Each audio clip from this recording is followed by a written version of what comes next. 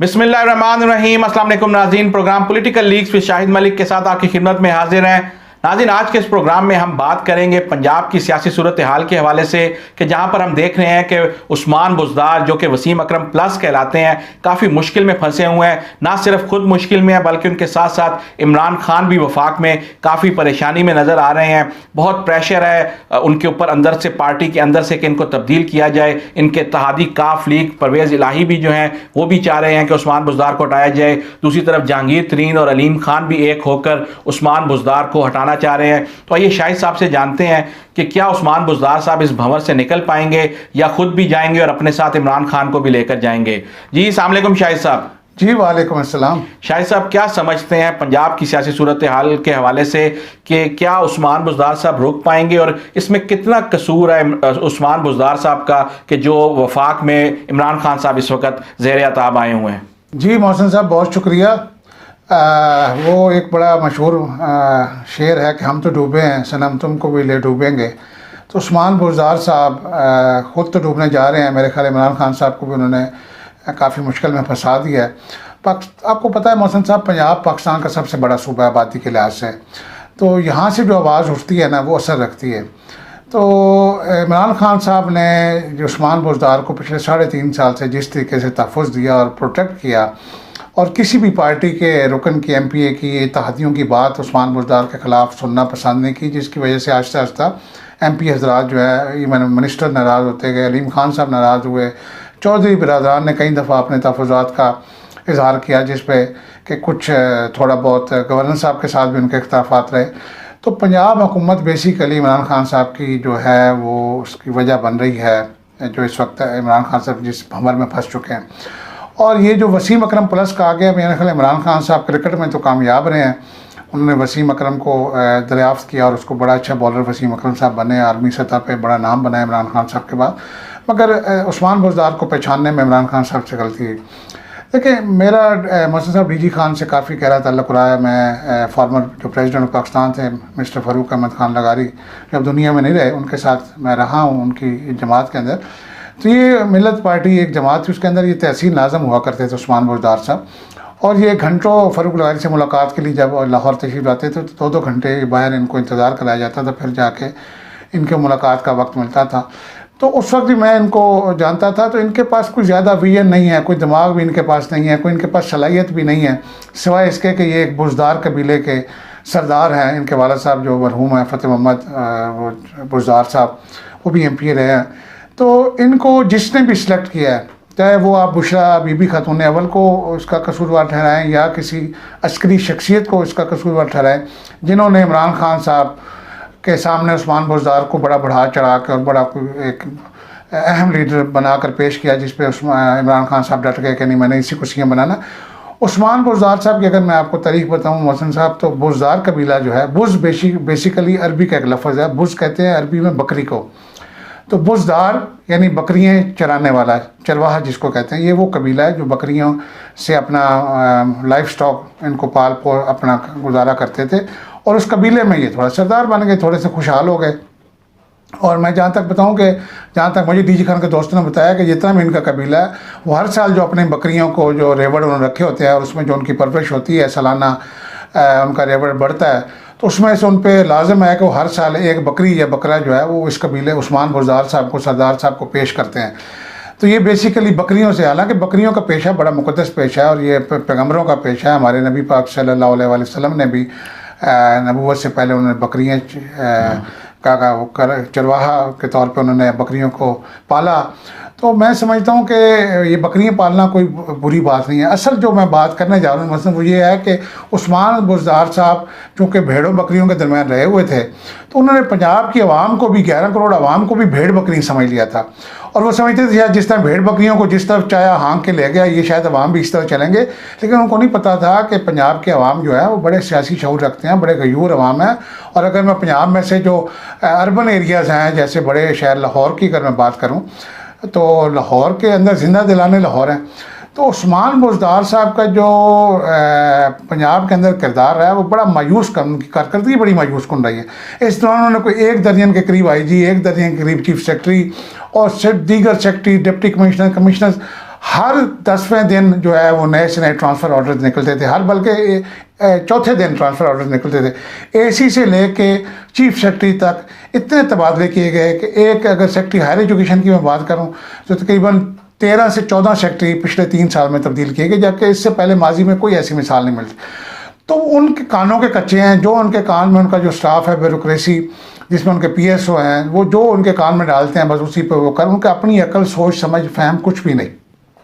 تو اس لیے انہوں نے بہت ہی، میں سمجھتا ہوں کہ پنجاب کی تاریخ کا سب سے ناکام ترین سی ایم میں سمجھتا ہوں کہ حالانکہ عارف نقی صاحب بھی رہے، وہ بھی اس طرح کے نالائق سی ایم تھے مرحوم، تو لیکن یہ جو ہے نا انہوں نے ان کا بھی ریکارڈ توڑ دیا. تو عثمان بزدار کو لاہور کے اندر جب یہ پچھلے دنوں آپ نے دیکھا کہ ہر طرف کوڑے کرکٹ کے ڈھیر لگ گئے تھے سڑکوں پہ، اور لاہور کی مین شاہراہوں کے اوپر، پنجاب کی مین شاہراہوں کے اوپر کوڑے کرکٹ کے ڈھیر آسمانوں سے باتیں کر رہے تھے.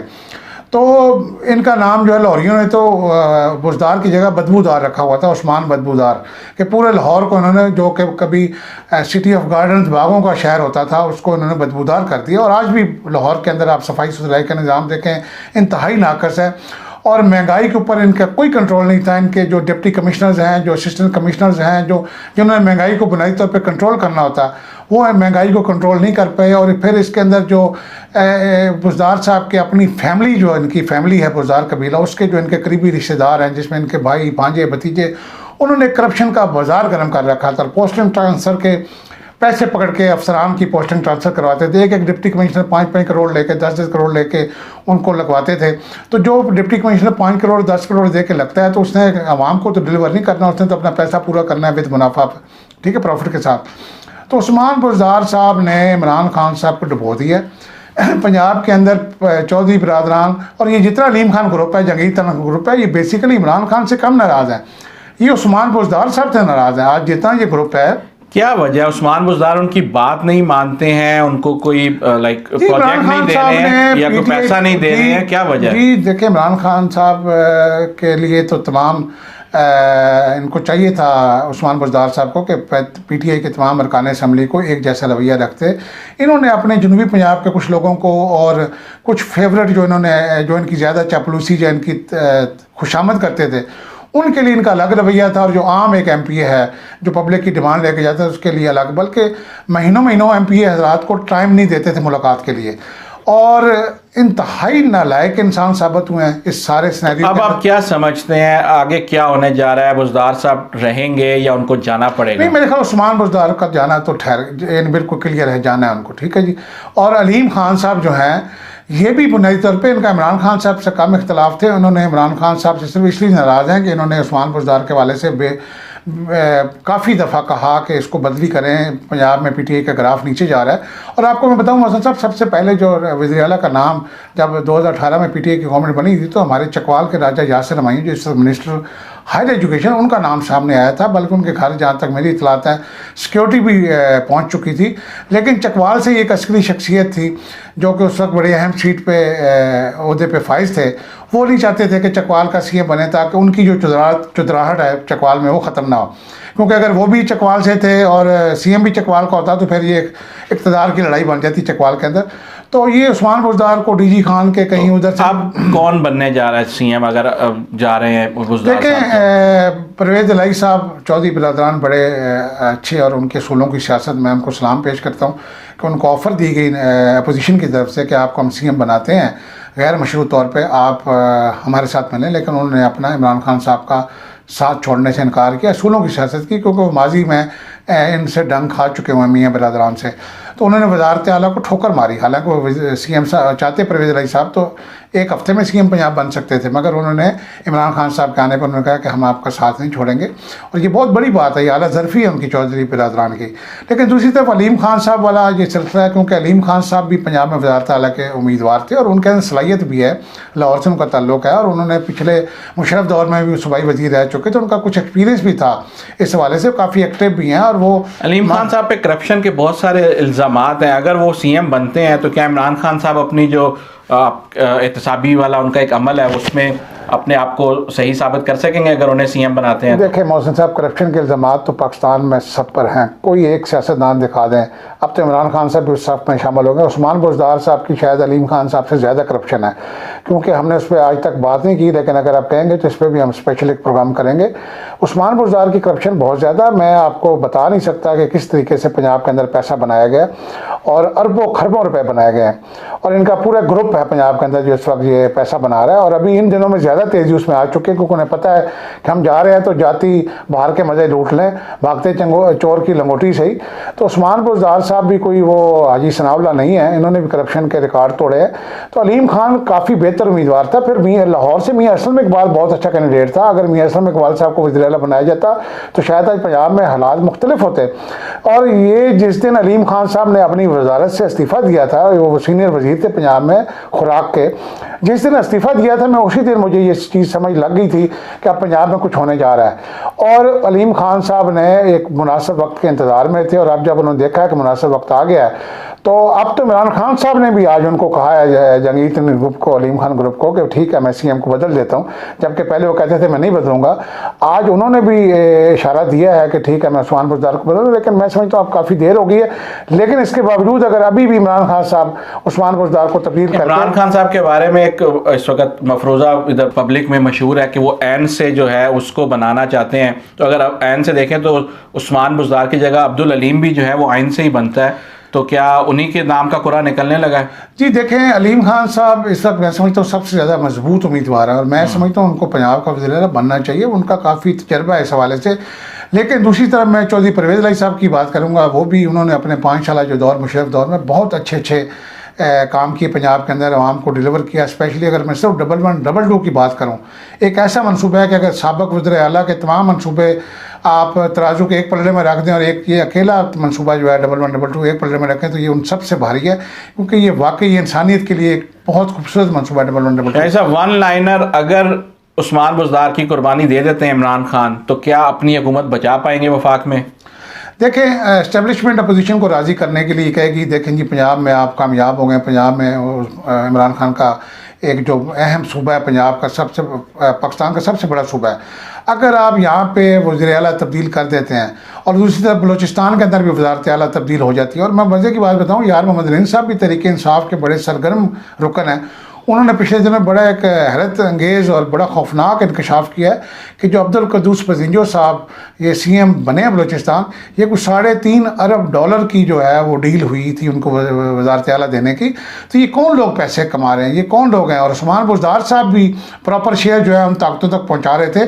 تو یہ عمران خان صاحب میرے خیال میں اوپر اڑتے رہے ہیں 7ویں آسمان تک، ان کو پہلے دوسرے تیسرے آسمان کا خبر ہی نہیں تھی کہ نیچے کیا ہو رہا ہے. اور عثمان بزدار صاحب کی بیڈ گورننس سے آج عمران خان صاحب پنجاب میں جو یہ بلاول بھٹو کا جو کاروان جب رحیم یار خان میں داخل ہوا، پیچھے سے تو اپنے سندھ سے لوگ لے گئے، لیکن اگر پنجاب سے اب رحیم یار خان اور پھر آگے اب بہاولپور اور ملتان اور ساہیوال اور لاہور اور پھر لالا موسیٰ پنڈی، یہ جو لوگ ان کو نکلے ہیں یہ بیسیکلی عثمان بزدار کے خلاف نکلے ہیں، اس مہنگائی کے خلاف نکلے ہیں. اور مہنگائی کا تو میں سمجھتا ہوں کہ پچھلے سابقہ ریکارڈ سارے ٹوٹ گئے. اور یہ 8 کلب کے اندر جو مصروف ہیں عثمان بزدار صاحب، مجھے لگتا ہے ان کو کسی نے قید کر کے رکھا ہوا وزیر اعلیٰ اس کے اندر. یہ مصروف اپنی مرضی سے باہر نکلتے ہیں، حالانکہ اور میں چیلنج سے کہتا ہوں ان سے آپ پنجاب کے 36 ضلعوں کے نام پوچھ لیں، ان کو نہیں آتے ہوں گے. ان سے آپ پنجاب کی 125 کے قریب جو تحصیلیں ان کے نام پوچھ لیں، ان کو نہیں پتا ہوگا. انہوں نے ابھی تک میرے خیال میں کیا بتاؤں، عمران خان صاحب کی بہت بڑی غلط فیصلہ تھا جو کہ انہوں نے شاید خاتون اول بشریٰ بی بی کے کہنے پہ کوئی انہوں نے روحانی طریقے پہ بتایا کہ عین کے نام سے آپ کامیاب ہوں گے عثمان بزدار، اور یا کسی اس کے پیچھے مجھے تو کوئی عسکری شخصیت لگتی تھی عثمان بزدار صاحب کے خلاف پیچھے.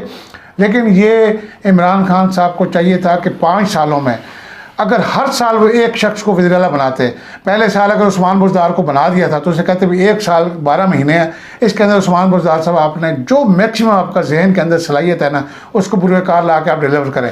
1 سال کے بعد میاں اسلام اقبال صاحب کو بناتے، اس کے بعد 1 سال کے بعد علیم خان صاحب کو بناتے، اس کے 1 سال کے بعد راجہ یاسر ہمایوں یا کسی بھی اور کو.